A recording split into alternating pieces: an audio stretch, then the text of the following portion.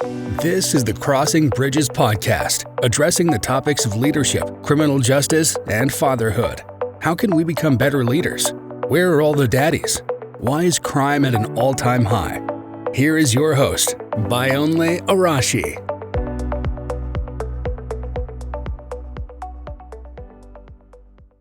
It's another episode of Crossing Bridges podcast.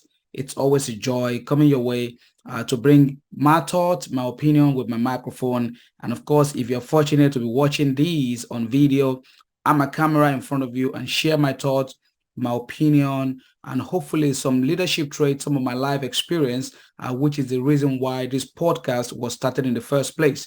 My name is Bayonle Arashi. Over the last few episodes of the show, I've managed to bring some thought leaders that I feel are doing some good job in their own different space right now, currently in the world. Coach Dustin Wise of Legani College was on the podcast a few weeks ago. And of course, I had my friend and one of very, very exciting leaders, I believe is going to be writer, content creator, Kamga Chasa, an immigrant from Cameroon, telling a wonderful story about his life and his journey as an immigrant in the United States. And also coming up probably next episode or maybe before this one is another friend of mine, Coach Mike James, an amazing individual. All of it in order to share great things, great information that I believe is going to help you. Either you are in the current age that some of us are in right now, in your 40s, or you are a youngster trying to find yourself in life, trying to figure out what do I need to do, where do I need to go, and how do I find myself, trying to navigate the sphere of life, which for some of us we didn't find easy, but thank God for social media, thank God for a few people that are willing to share their own time, their own knowledge through social media, through books, through things that they have done, sharing their life experience, because as it is often said, it is far better to learn from other people's life experience than to go through life by yourself. Through your own experience, it's going to probably take you longer time if you choose to go through it all by yourself without willing or wishing to learn from other people's mistakes and successes. And as the great Ali Baba said, in one of his great quotes, he said it is better to learn from other people's mistakes than to learn from their success. Because if you learn from their mistakes, it's going to be good for you. And in the end, you're going to avoid every pit hole that they avoided in their life. For many of us, though, even though we learn from some of these pitfalls and some of these challenges that many of these folks did pass through, we still have to go through it as well. But we go through it having this knowledge, of course, in hand already, and knowing that we will be able to navigate through it easily, because some of them already took out their time to provide for us how they were able to get out of it. It is actually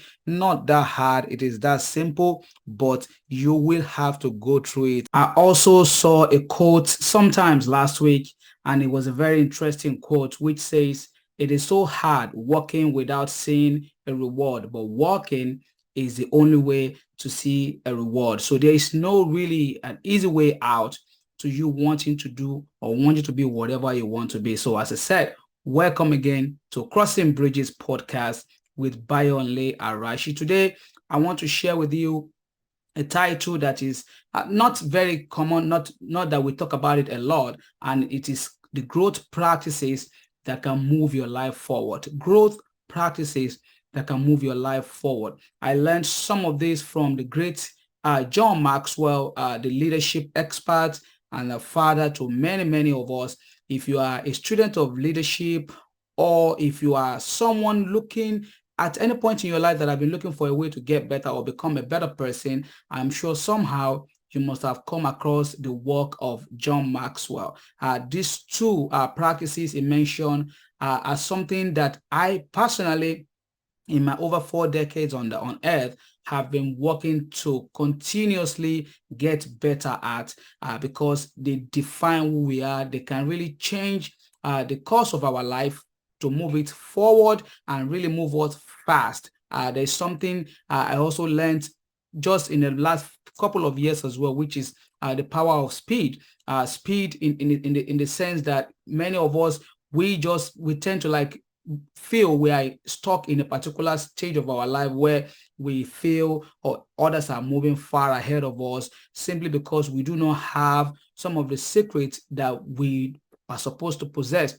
But I believe some of these two practices that are growth practices, if you are able to practice them, if you're able to use them, to become a weapon for you, they will practically give you that speed that I mentioned, and your life will move so far forward that when you look back in 2, 3, 4, or 5 years, you will be happy that you came across this podcast and that you're able to listen to this episode and that you hear about these two practices. One of them, which I'm going to start with, is reading daily. Yes, reading anything that has to do with your area of expertise. At the beginning, though, you have to read almost anything you come across with. And as you grow along reading, and you're able to find your own path, you are able to find your calling, you know exactly why you are here and what you want to do, which only reading can actually help you to come across or to discover. What do you read? And it is at that point you can be able to now divert or be able to streamline your reading to a particular area of subject or expertise. For me, my background has been in broadcasting, sport broadcasting to be precise, but at the beginning, I was just in broadcasting. I work with a local TV station back in Nigeria, MITV, for a couple of years, where I started. I think I've mentioned these stories on a lot of podcasts I've been on, but I will share with you again real quick how I started. I was employed as a technician.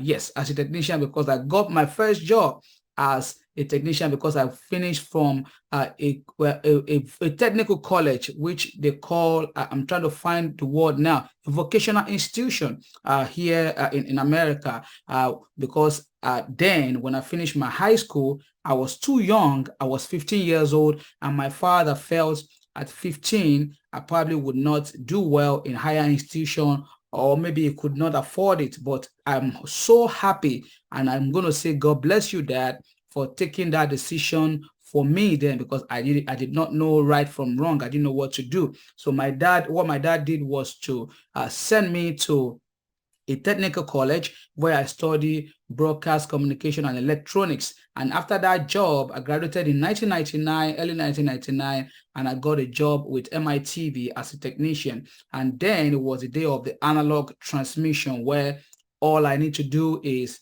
to power on the transmitter, and then when it's time for us to shut down in the evening, which I don't think I'm going to work that long anyway, and whoever relieve me, or if I'm working night shift, power it off. That's all I do. I monitor, of course, the sequence of the transmitter, how it's reacting, and then report it. But the inquisitive part of me that has always been like something I follow every day of my life will not just let me sit down there. So every time I put on the transmitter, I will leave and I will go to where the production is happening, to the master control room, where I'll be watching what they are doing and how they're doing it. And I didn't know my chief engineer then was watching me. I always give him the credit by mentioning his name. His name is Engineer Tosin Awonaike. I'm hoping one of these days he will run into some of these things that I've mentioned in him in so many times. And he just called me just like, young man, I don't think you're going to be an engineer, so I'm going to move you to the production department. So for me, learning has always been something. But how do I become so inquisitive? It was through reading. While I was in the technical school, my dad introduced me to books. And I'm telling you again, then, as a young man growing up in Nigeria, growing up in that kind of environment, we don't really welcome the reading culture. And maybe from a different class of family. I was from a poor home, without any doubt, for poor of the poor, but my father has always been that inspiration. So he bought me a William Shakespeare book. I can't remember the title, but that was the first book my dad bought for me. And I think it literally forced me to read the book. And I still remember the name of the author. I still remember some of the stories there. They were full of poetry and some basic things about life. And that was where I was introduced to reading. And then he introduced me in my final year. He bought me the book that I think, after the Holy Bible, personally now, has been the most impactful book for my life, and that is Think and Grow Rich.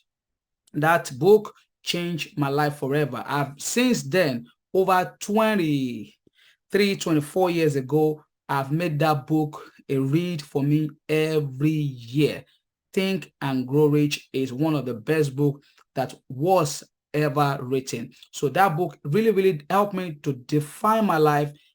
It guided me, because even after I became a rebel, after my technical college, and I wasn't happy with what dad was doing at home, then I made a decision to leave home at the age of 19. So I walked away from my father's house when I was 19 years old. But I remembered, and I'm grateful, that it was some of those knowledge that I've picked up from books that really helped me as a young man, 19-year-old, no dad, no mom that was looking after me anymore. I was working. I believe I was making enough money, and I was on my own. And since then, I never went back home. I was able to find my way in life. I was able to not make too many mistakes. And so reading is something that you have to make as a very core value of your life. It's one of the biggest growth practices you need to imbibe in your life from now on. But it is not exactly what you read. It is the kind of things that the kind of content that you introduce yourself to. But you have to read everything available.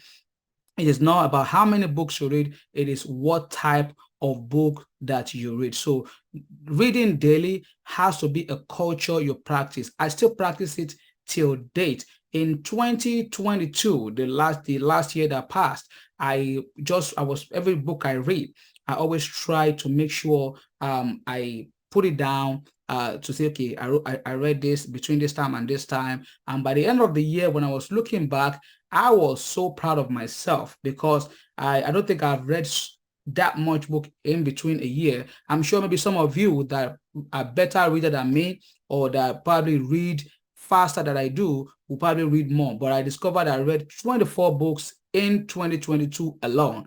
24 books, and I have all of the titles. I remembered everything the book said, and I remember putting some of those lessons I learned from those books into practice. So it is a practice that has to be preached at colleges, at high school, at middle school, and possible from first grade. You have to start teaching your kids how to read. I know things are changing. I know technology is taking over. The other day, I was communicating with the latest artificial intelligence, ChatGPT, and it was a very interesting session between me and that artificial intelligence device. Unbelievable. I asked it to give me a quote of how politicians should not use young people as a pawn. And it gave me an amazing quote where I use it word to word on my post. And of course, I'm confessing to that, because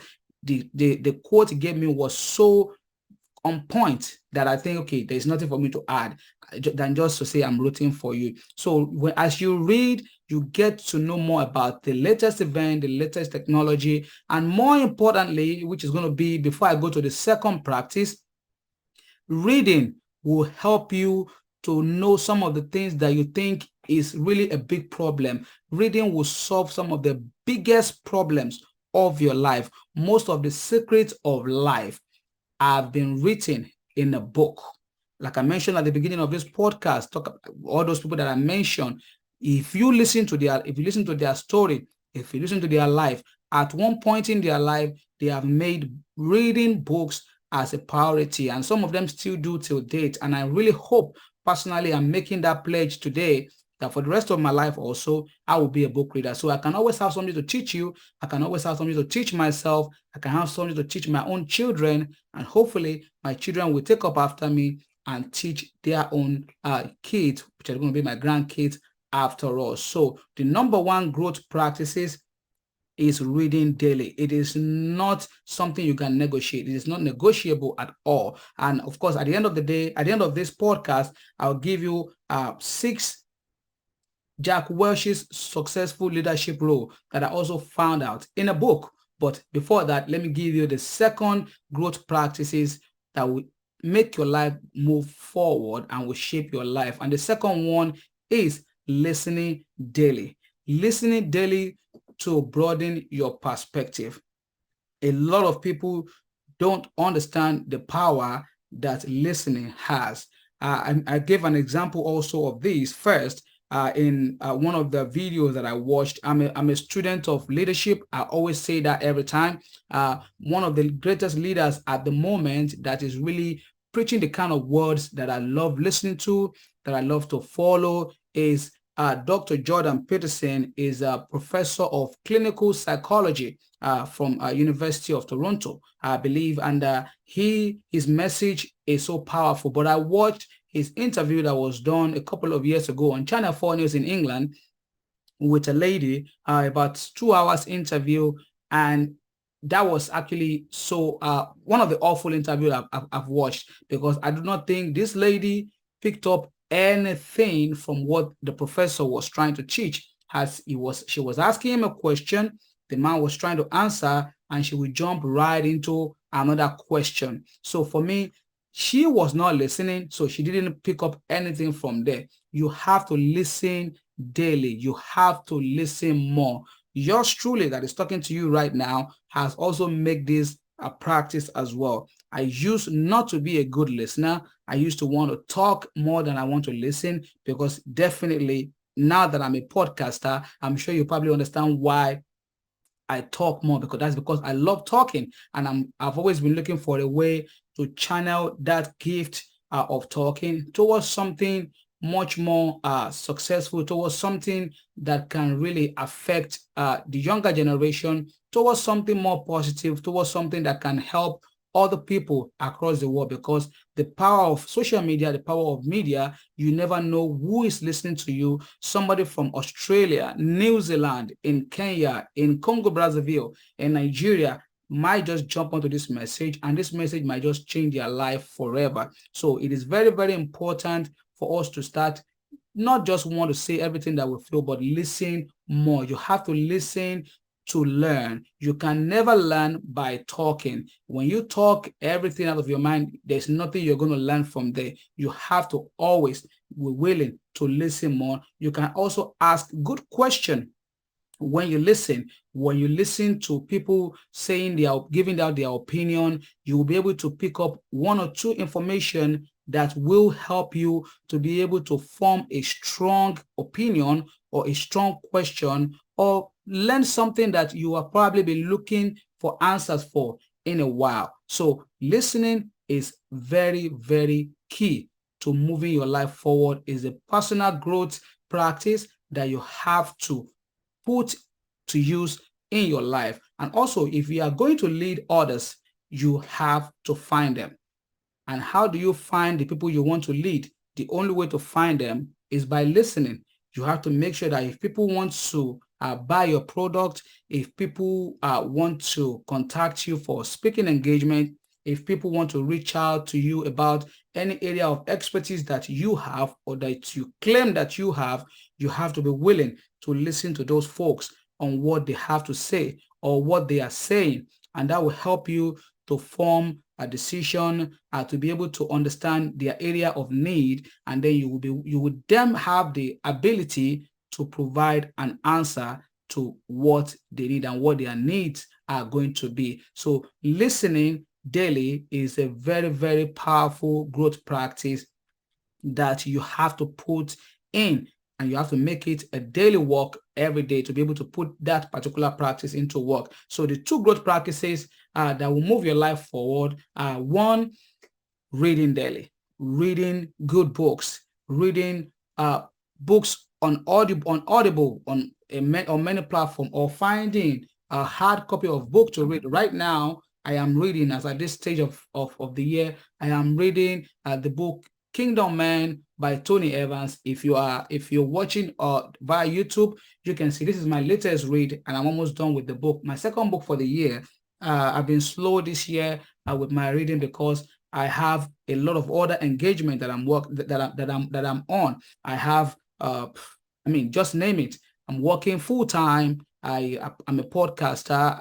I have a soccer academy that I'm managing in my home country, Nigeria. I'm setting up the academy also here in the United States.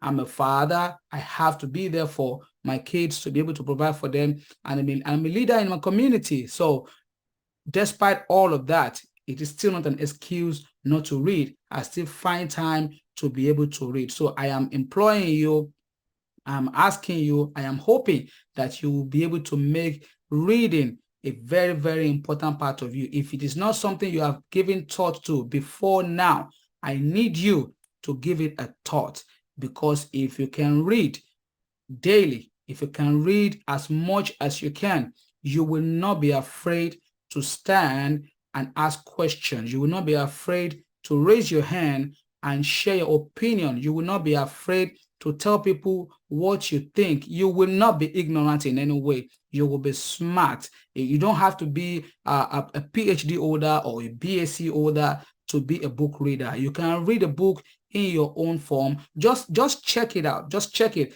There is no human that you know today that is successful at any sphere of life that has not made at one point in their life or up to date reading a daily practice. They don't exist.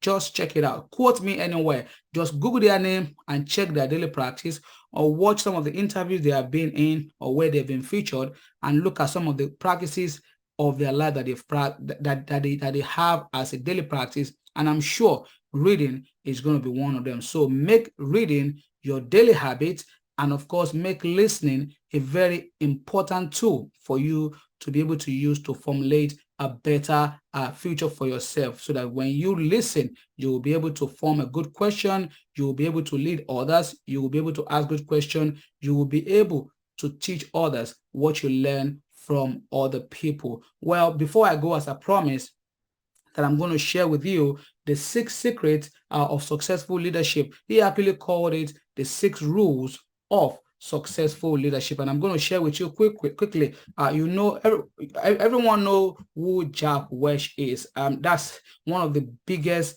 one of the best CEO of our time, one of the greatest leader that transformed a company from struggling into one of the biggest company on the planet Earth today. So the number one rule of successful leadership by Jack Welch, according to him, is control your destiny or someone else will. You have to be able to find your calling very early in life. For me, that's the understanding I have to this first quote. You have to find your calling, and the truth of the matter is everybody cannot and will not be an entrepreneur. I always say this every time. We do know every one of us cannot be a business owner. Some of us are good as an assistant. Some of us are good as a great administrator. Some of us are good with other roles that we can do. But you have to find a way to control your destiny early in life, or else someone else will control your destiny, and you wouldn't want it to be when it is so late, when you are in your 65 or 70, and then you look back and you are like, where has all the years gone by? So number one rule is control your destiny or someone else will. Number 2 is face reality as it is, not as it was or as you wish it were. You have to face reality. A lot of us don't do this and don't find this very easy to follow. We see reality right in our face, and we still say, no, it is not. Especially these days, now some of our political leaders are such bad liars. They don't like to tell any kind of truth. They see red that I'm wearing right now, and they call it white. So for you to shape your life and to be a successful leader, you have to face reality as it is. You have to be able to share and communicate with your team the way things are. Because if not, if you are trying to imagine that, oh, this is the way I expect it to be, and you're not coming out to them telling them exactly the way it should be, you will not be respected. Number 3 is be candid with everyone. Always make sure that as much as you can, you don't play politics, you don't joke around when it comes to many important issues. You have to be candid at all times and with everyone, including your family member. Let them know what to expect from you and let them know what you less expect.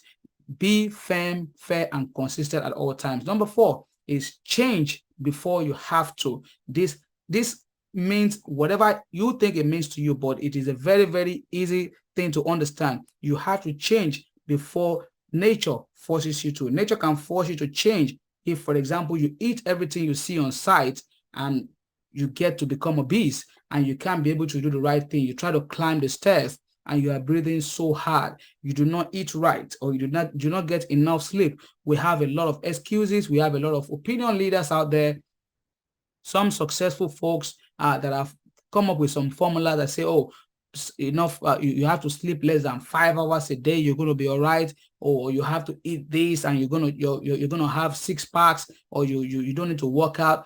You have to find a way to change before life forces you to. Number 5, if you don't have a competitive advantage, don't compete. This personally spoke to me. Listen, when I saw this particular quote from Welch, I said, okay, there you go. I've been working to build a recruiting platform for a couple of years now. And for the last 2-3 years, I've managed to create it and it's been on, but it is not what I, as the founder of that platform, want it to look like. And it's always been a struggle. And the reason is because the fund is not there to build it. So while I'm working to be able to find a way to build it, I saw this quote and I'm like, if you don't have a competitive advantage, don't compete. That means if you don't have a product that is standard enough to compete with, why do you want to keep wasting your time in that particular field, with that particular project, in that particular company, or with that particular people? If you cannot compete, you don't even have a chance. So if you don't have a competitive advantage, don't compete at all. What you can do in the meantime is to continue to do what you're doing while you know that that's your bigger goal. Continue to save if you have to save. Continue to invest if you have to invest. Continue to work on something that will take you to that final spot that you have in your eyes, or that you have set your mind on, that you want to be. But if you know for sure, which I'm sure a lot of us do know, that we don't have an advantage about something, but we just want to keep going because we believe we can just get it done, please don't compete. Just don't be like me. Try to get it early, get the message early, and follow it, and success will be your finally. But finally, the final one is don't manage, lead.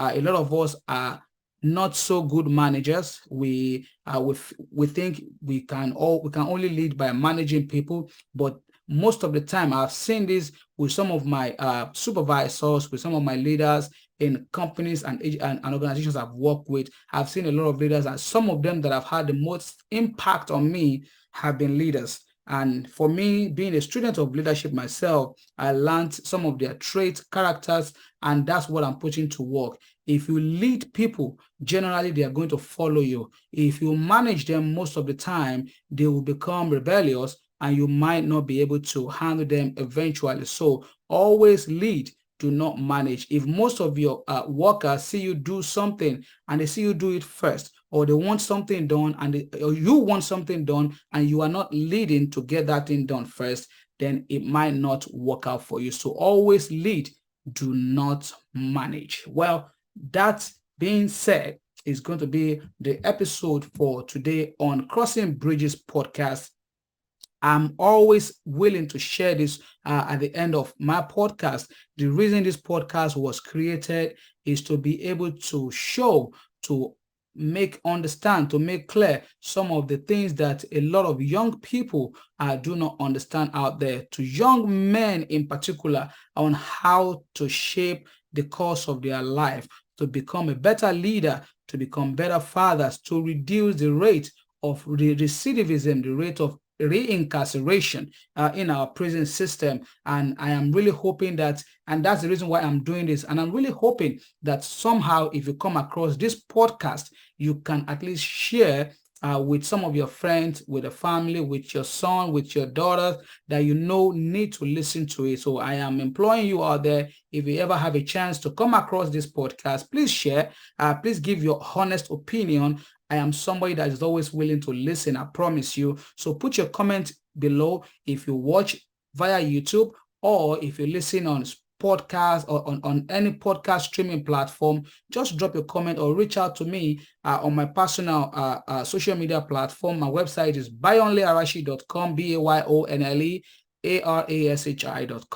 or on all social media at Bayonle Arashi, and I will be willing to put some of your recommendations, some of your suggestions into practical use on how we can move our community forward, we can move our life forward, we can move our environment forward, and our country at large forward. Till I see you guys again next time, it's been my pleasure bringing it to you. Have an amazing day, and may God bless you. Bye-bye now. Thank you for listening to the Crossing Bridges podcast with Bayonle Arashi. Your comments, suggestions, and ideas are welcomed. Follow Bayonle on all social media platforms at Bayonle Arashi, or visit www.bayonlearashi.com for coaching and speaking engagements. See you next time.